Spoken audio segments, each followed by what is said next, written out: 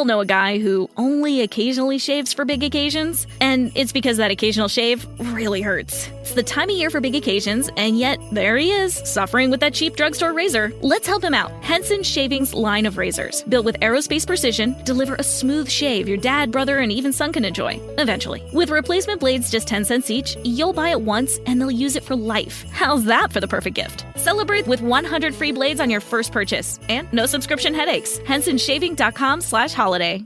The holidays start here at Baker's with a variety of options to celebrate traditions old and new.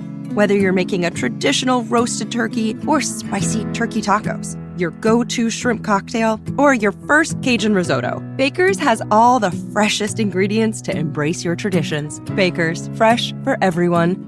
Choose from a great selection of digital coupons and use them up to 5 times in one transaction. Check our app for details. Baker's, fresh for everyone.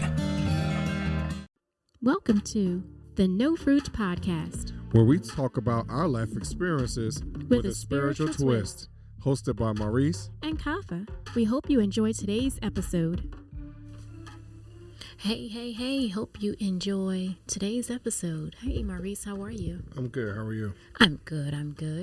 I don't know if everyone else is good, though, because a lot has happened this week. Most definitely.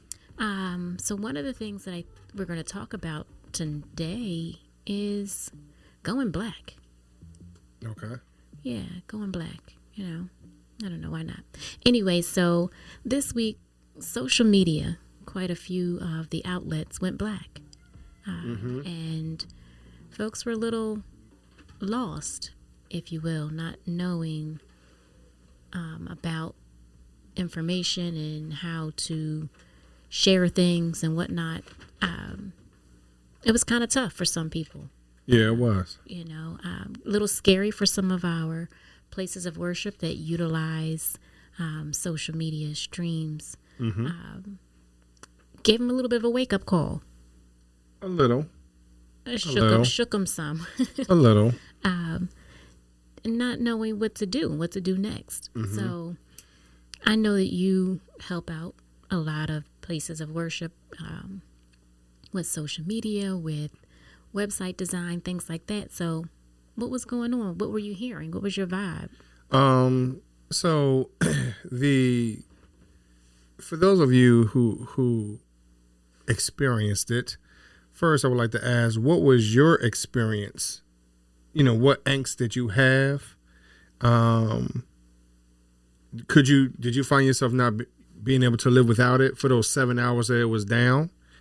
And could you realize, or did you realize how much you can live with it or live without it, and how much does it control you? I think that when I had spoken to a few pastors and I asked very similar questions, that they did not know how to, or how they were going to maneuver forward, especially those that are still 100% virtual in their worship experiences on Sunday mornings, and not sure for some people how they'll get their daily, or weekly news, to how to even evangelize not using social media. And people rely on social media because of our social distancing regulations in our individual states and countries and whatnot. And so, and people are really scared to kind of get in other people's faces right now, things like that, rightfully so. And so my experience has been, or what I've been talking to people about, is just how do you utilize, as someone says, as someone calls it Al Gore's internet. But how do you utilize the internet as a whole and not pitch yourself into a corner by utilizing one stream, one aspect of the internet? And there are some things that when they talk about in the Bible, just the message reaching the four corners of the earth, right? You know, and while we are utilizing one stream, being Facebook or any social media that's associated with Facebook, in reality, that's kind of like, even though they have the most users, but that's still only one corner of the earth, you know, if you will. So how do you get those other corners in reality? Right. Because everyone does not have the same capability. They don't have the same, because all apps are not available in all countries. You know, so how do you just diversify to ensure that you could possibly touch every single person on this earth?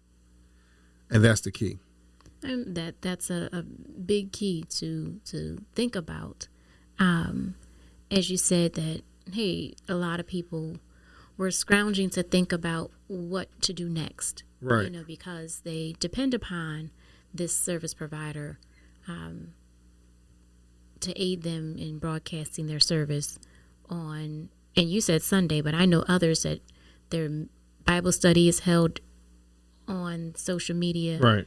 You know, they have a lot of other programs. They have Bible school as well on another day. You know, they utilize it in many, many different ways. And so the question is, as Maurice is saying, like, how do you cast that net, if you will, wide, so that you can be good fishers of men, and casting that net wide. And it's going to cause for individuals and churches and church leaders and all of us together to think about, well, what else is there outside of social media? We've put so much stock in it, and it's ironic for you to say, Maurice, hey, it was down for 7 hours. Yeah. And, you know, we know the power in the number 7. Right, right.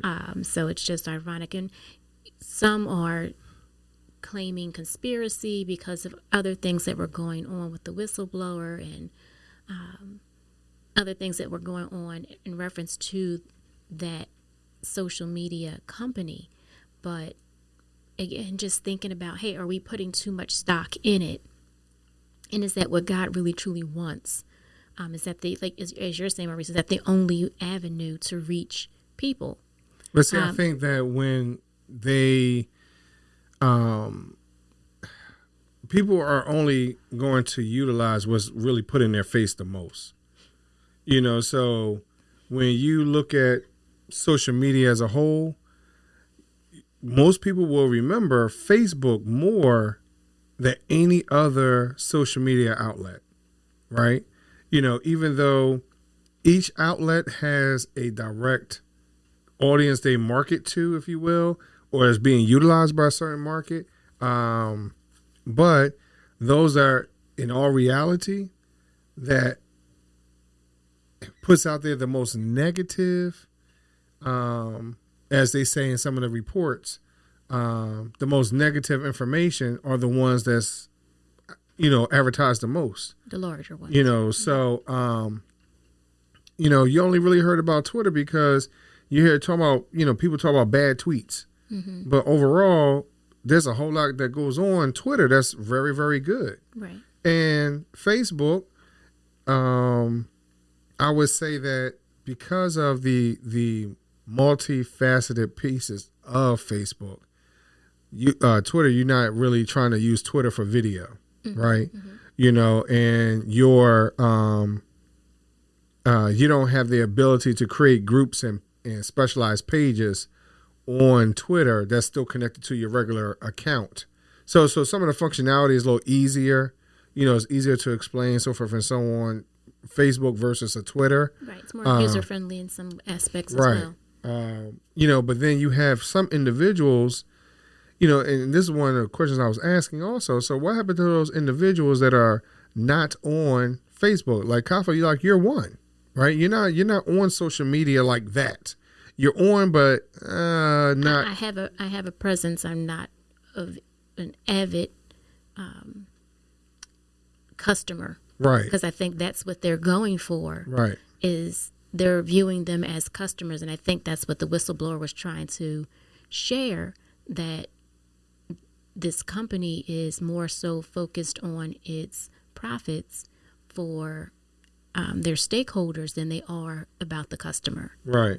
So I want to not only question us as, what happens if this would ever go dark again. Mm-hmm. We've just gone through a pandemic, and we've been in, some challenging places and had to rethink life and rethink ministry and rethink just, ourselves. So if social media went down again, if it was multiple, what would you do? For the way that we're doing ministry now, how do you do that? I think that when these churches are not equipped with forward-thinking individuals, I think that we're and I know it's going to be taken wrong with me saying that, number one. And then number two, not allowing those individuals that have the gift of thinking forward, using technology to its, to some of its capability, if you will. I think that kind of is some of the aspects that hurts ministries from moving forward.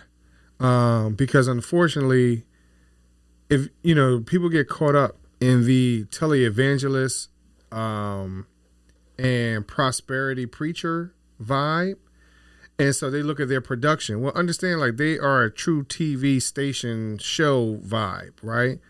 And understand that you can still get that level of quality with just your cell phone, and people don't see that. People don't see or understand that in reality, if you bought one cord or one wire, you can connect your soundboard that's in your church right to your phone, so that way the sound is 100% clearer. Wow. But when people don't know that and understand that, and I'm just saying from a basic perspective, it won't be, studio quality, if you will, unless you know someone who's really knows how to work the board and manipulate that sound, if you will. But, there's some ways that you can use your cell phone because it is a computer. Right. And they're making them better and better, with some of these pros and all the cameras and the functions. Like, you don't even really need to know how to do anything. You can just kind of tell it what you wanted to do or put it in a certain mode, and it'll pick up. And like you said, you'll have those movie style, cinema style graphics, quality photo and video. So, and then if you imagine, hey, everybody has not everyone, but most people have a cell phone. Right. So you can get multiple angles, and you can, make it a good production if you want it to be that. So to get to a great production using your phone, no, you need someone that has some type of experience. But can you get something basic to get it up and get it out? Yeah, you can. Right. It does not have to be as perfected, if you will, if you're trying to get it done. So I think those are some of the things that's missing, that people don't understand what the, who's in their congregation, who has the skill, and that you don't have to invest thousands and thousands of dollars. Right. You can. It makes sense. So beyond the cell phone, you said they would have to get a wire. So just for those that might be listening and like, okay, well, what kind of wire are you talking about, Maurice? So tell us. No, I'm not, because you need to contact Chisholm Group LLC, and because I'm not going to give out that type of information for free. Oh, okay. And here's the reason why I'm saying that, because I have come across, because it's going to be more to it than just, hey, buy this wire, because you're going to contact me anyway. So it's more about, listen, just call. You can call me, and the website is www.chisholmgroup.net, or you can call, email from there. You can always email me directly at mchisholm@chisholmgroup.net, or you can always email nofruitpodcast@gmail.com. And, if you have these type of questions, concerns, or whatever it is, just to help move your ministry forward. But I think that, as Kafa call it, is the Blackout, it really shows where ministry is going or not going for certain churches. So that was like the second part of my question that I was asking was, when it came to this whistleblower, they were talking about that the company was more focused on the end result, the those that are invested in it and getting dividends versus the user versus the people, the everyday folk. And you and I were talking, I think last week perhaps, about certain churches and how they are also not so much focused on the people who come in the church, but they're focused more so on that elite part of the church. So the bishops, and making sure that they are paid and taken care of, and not so focused on what happens to the average person who comes to church. So not that there's whistleblowers and people are saying, hey, what's going on in the church, but I with all that's going on this week with the blackout, I'm just wondering, how does that look also within the church, how the church focuses not so much on the regular folk and what they want and what their input is and their safety of things, but so much more in reference to the elitist group. Just for lack of words. I think like any other organization, the the tithers, if you will, are the ones that are put into elite status, and those that give truly above and beyond are truly the 1%, if you will. So and that happens more often than not. It just happens that way. I'm not saying that is always a goal for it to happen that way. Right. But, there's a lot of people that feel as though like, you give up the money you have, is that your money talks. Right. Right. So if you don't give up any money, you don't have anything to say, or it's not valued as much. Right. And I think we've talked before. Right. Sorry to cut you off, but, some pastors are fearful that those who do give, if they're not heard, that they will withhold their purse strings, if as you would call it. They won't give as much.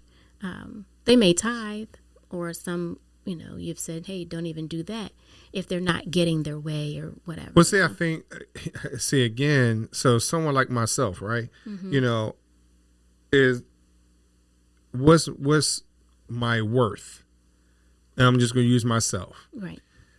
Is my worth valued only in dollars, or is it valued in my experience and my knowledge and my willingness to help? Right. So I think that when it comes down to understanding the worth, I'm pretty sure some of the information that I have is worth way more than I would probably put in the plate. Mm-hmm. You understand what I'm saying? And that's true. I think for we've talked about this before, that's true for so many people. Those who play. That's why I only put it to myself. I'm not going to assume anybody else. I'm not going to put anybody else in that position. Right. But I'm just going to speak for myself, because I'm pretty sure some of y'all out there can relate to that. Mm-hmm. So what do you? And I understand that just by me saying that does not keep the lights on. No, it doesn't. Yeah, be right. a blackout. Right. It'd be a blackout for real, right? But overall, if I can express to an individual, hey, create this, and we're going to talk about, from the blackout perspective, you know what? Get your cell phone, get this wire, and broadcast it at this time.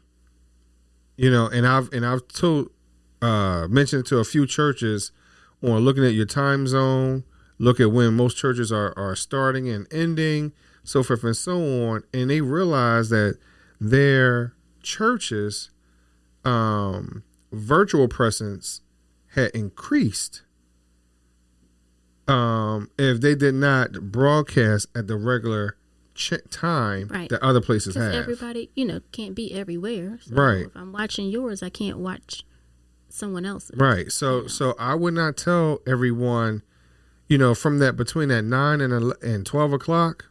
No, you're not going to be seen. Right. In all reality. And especially if you're doing it live. Right. And you're using social media. I think one of the other things that we have talked about was, what other ways can you get your message out there?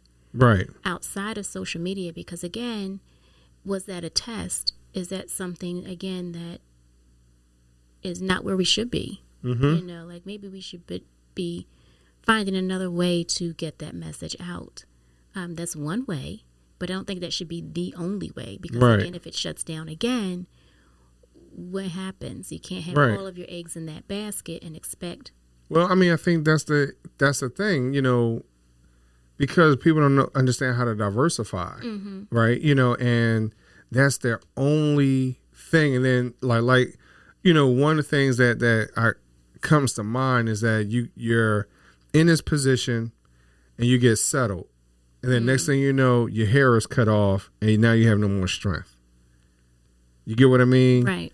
So you're in this and not understanding that individual that you became relaxed with, right? Or that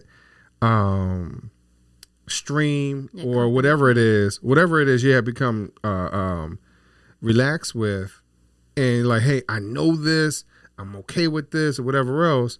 And then as soon as that cuts your hair, you don't know what to do. Right. You're lost. And so is there something else that you can put yourself, how else do you put yourself out there? And understanding like, hey, I don't have to be this one trick pony. Now I understand that, sometimes God gives you just that one gift, you stay in that gift, so forth and so on. But, you have other capabilities also. Exactly. So the church has more than one arm. The body of Christ has more than one foot. So how do you move forward, if you will? Because like, well, Maurice, what if I am the foot? Well, you personally might be the foot, but there is another foot out there. Right. So all of us make up the body of Christ. So how and you're only one part of the foot. What about the other part that's on the same foot? Like, who else is in the foot with you? So you have toes, you have a heel, right. You have the ball of the foot. What part of the foot are you? Right. Right. Exactly. So I think that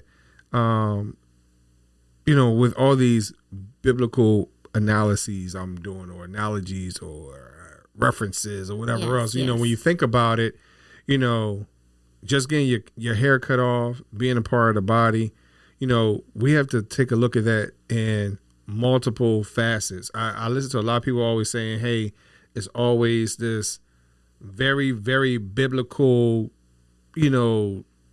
space, right?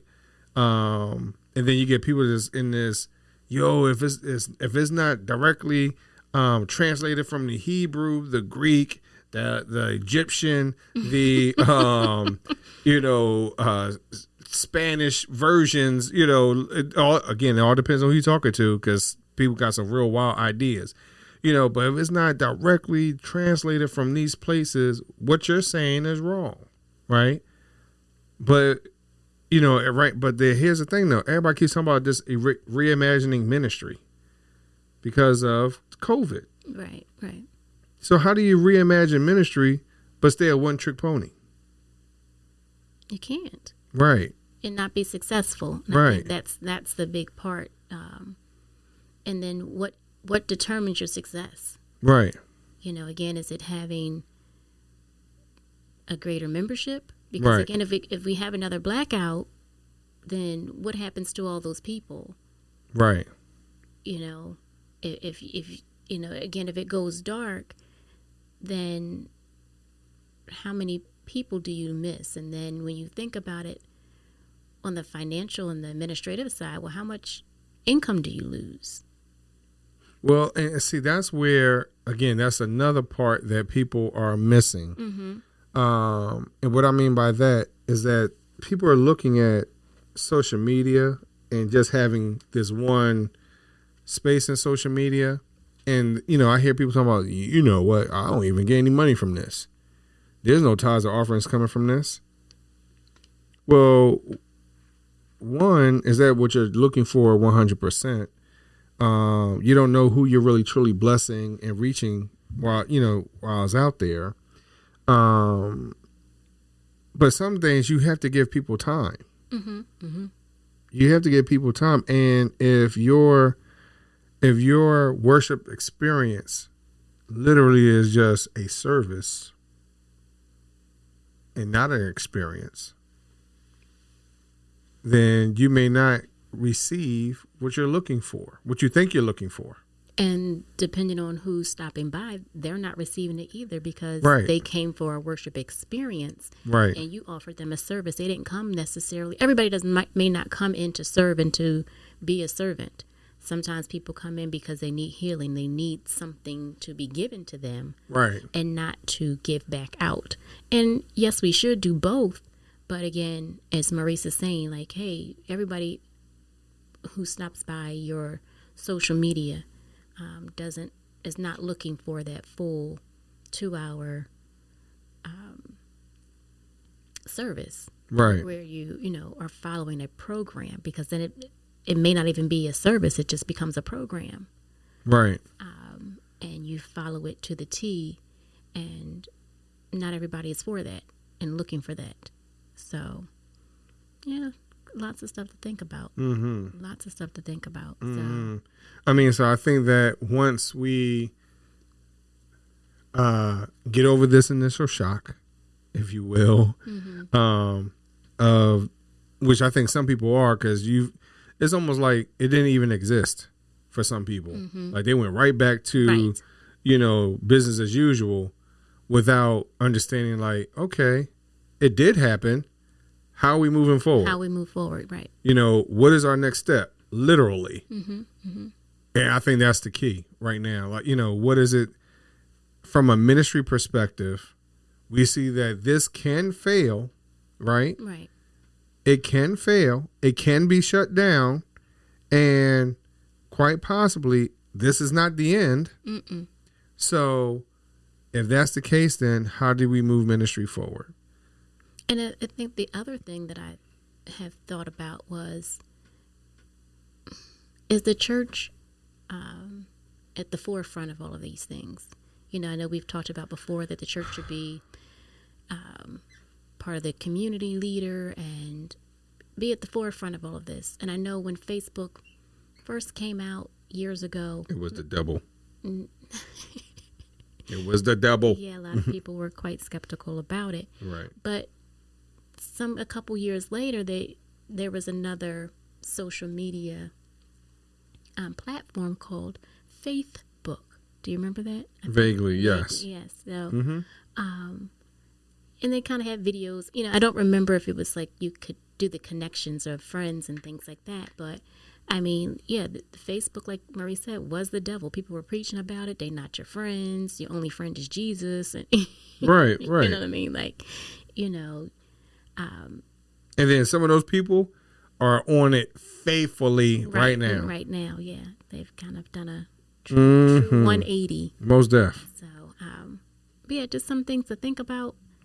Again, if this goes into the black, again, where is your ministry? What are you doing? Do you have other places to go to still spread the message? And see, I think what happens, and this is what I'm saying, utilize almost everything that's out there, right? Mm-hmm. Because just if everything goes way back to normal prior to social media, right?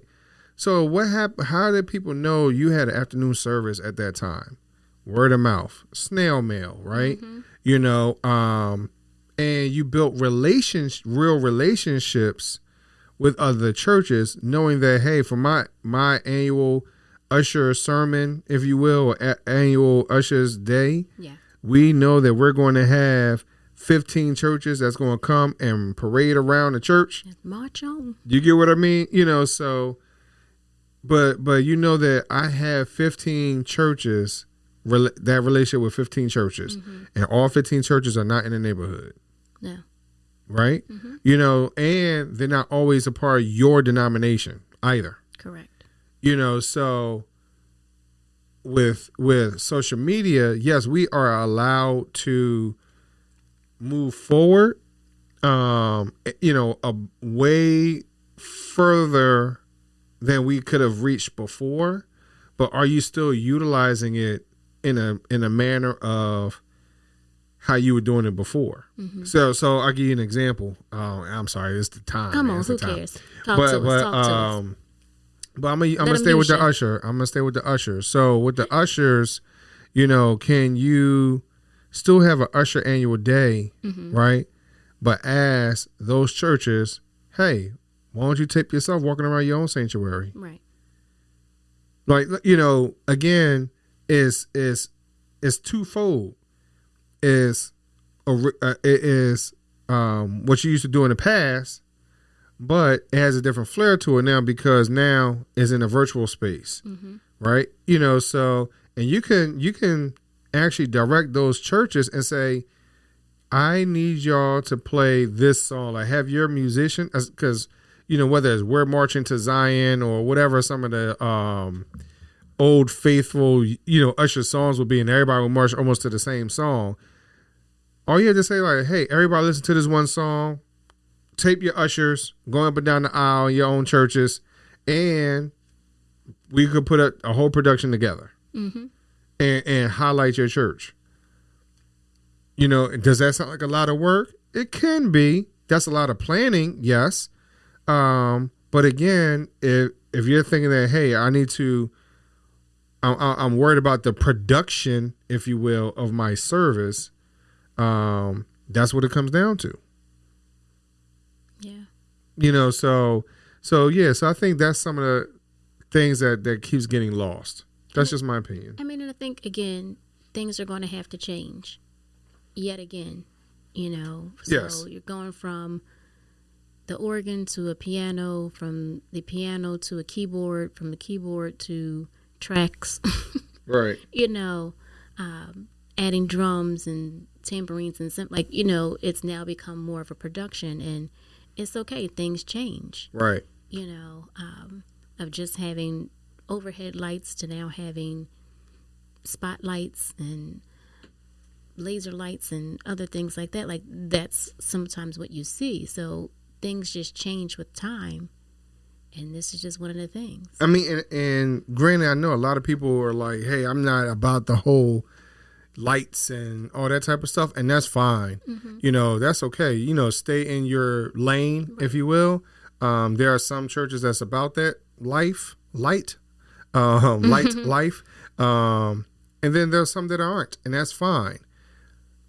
But as I just mentioned, even just from the usher perspective, choir perspective, you know, nurses annual, whatever it is, think about that. You know, how do you incorporate other organizations and churches or whatever else? And they because now all of a sudden they almost feel like we're home again. You know, and then put it out there for the world to see. And then, you know, not only are you, you know, putting it on Facebook, quote unquote, you know, but are you putting it on some of these other outlets that are out there? Right. Because some of, you know, and again, some of the things that I'm thinking about doing or some of the outlets I'm talking about are still free. Like, they're free. Yeah. You know, most of these social media things are free. So, and you have to think, you know, for me, I think some need to think outside of social media, because you don't own that. Right. And right. they can take that down and it won't be there ever again. So how do you get into the part of owning what you put out? That if you want to show it again, you can. If you, it's yours. You know, so how do churches get to that point? And I think that's something they need to think about, whether it's their own website or something else. Yeah, that's a whole nother conversation. I'm just saying, you know, that's the way that they can get it out there, but they would own it. So they just have to think about that as well. Yeah, but it's a lot that we've unpacked. I hope that 7-hour blackout didn't hurt anybody too much. But I understand, I think it hurt Facebook pretty bad. Billions of dollars were lost with that 7-hour blackout. So, quite interesting. Right. Quite interesting. Right. So, again, if that's something that you're looking to do, you're looking to expand, you need some ideas, things like that. Like I said, you can always contact me through chisholmgroup.net, www.chisholmgroup.net. And, let's sit down and talk, in this, I'm really thinking about whether I should do a few videos or whatever else, just to kind of put this information out there. Because we're always talking, there's a lot of people that's talking about church growth and development and things like that, all up and down my social media. And this is one aspect of it that I think is hugely missed. It's underused. And I think that, as Kava says, just underused. It's truly underused. So, if you want to know more, certainly please reach out to Maurice. He would be able to have a consultation with you and let you know what things are available to you. Right. And if you so choose, you can hire him to assist you through some of that process so that you're better positioned if there is another blackout. You're better positioned to reach even more people. Right. Like how do you better position your social media so that others are aware that you're out there? Right. That you have services, available to the people. And then when I say services, I don't just mean worship service. There's maybe other things that you are doing through ministry. So please reach out to Maurice. So, he's waiting. Yeah, right. Hey, Kafa, what do we want them to do? Maurice, we want everyone to stay fit with Facebook, Instagram, and Twitter. Follow, share, comment, and subscribe to the No Fruit Podcast. Continue to listen to us on your favorite podcast channels. And look for new episodes every Thursday. We thank y'all very much for listening to us. May God bless you all. Peace.